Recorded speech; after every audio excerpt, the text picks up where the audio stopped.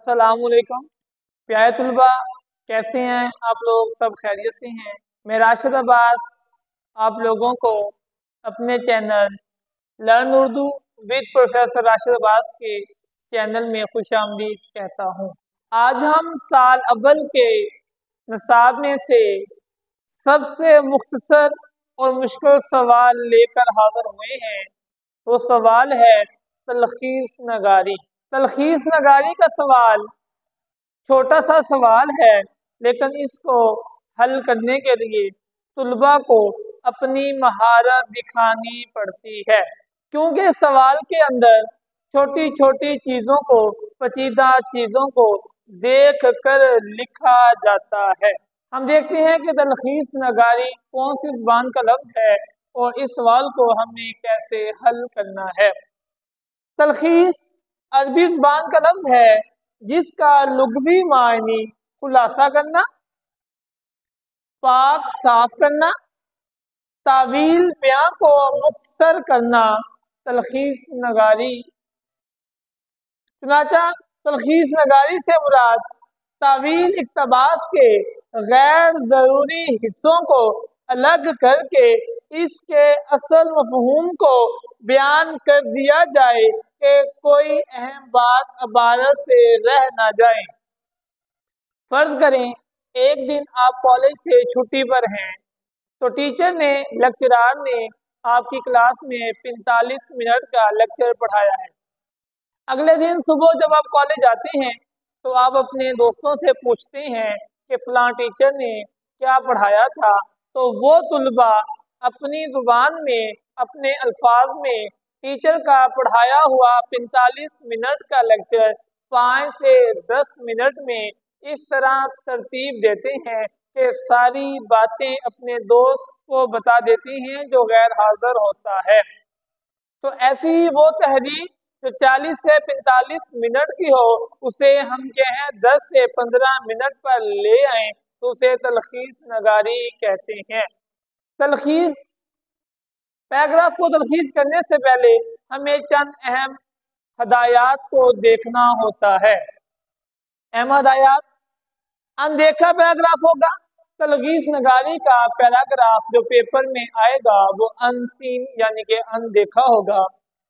इबारत को 2 से 3 बार पढ़ें। तलखीस करने वाला जो पैरा पेपर में आया है उसे तलखीस करने से पहले आप लोगों ने 2 से 3 बार पढ़ लेना है। इबारत को 2, 3 या 4 हिस्सों में तकसीम कर लें। इबारत के हिस्से बना लें ताकि आपको पता चल जाए कि हमने कहाँ तक पहले अहम नुकात में लिखना है और कहाँ तक दूसरे अहम नुकात में लिखना है। हर हिस्से को अलग अलग मुख्तसर करें, लेकिन एक ही पैराग्राफ में लिखें। अहम नुकात को मद्देनजर रखें, गैर जरूरी बात, तफासील को या शोबात को छोड़ दें। नदाइया या सवालिया जुमले को सादा जुमले बना दें और मुकालमे को बयानिया बना दें। मौजू, उन्वान या उन्वानात तजवीज़ करें। उन्वान असल इबारत में से एक लफ्ज़ या ज़्यादा अल्फाज हो सकते हैं, लेकिन ये जुमले पर मुश्तमिल नहीं हो सकता। तलखीस असल इबारत का तीसरा हिस्सा यानी तिहाई होता है, लेकिन इसके लिए शर्त है कि ये एक ही पैराग्राफ में लिखा जाए, यानी तलखीस एक ही पैराग्राफ में होनी चाहिए। आए हम आपको चंद नमूना जात या मशकी काम के हवाले से पैराग्राफ तलखीस करके दिखाते हैं।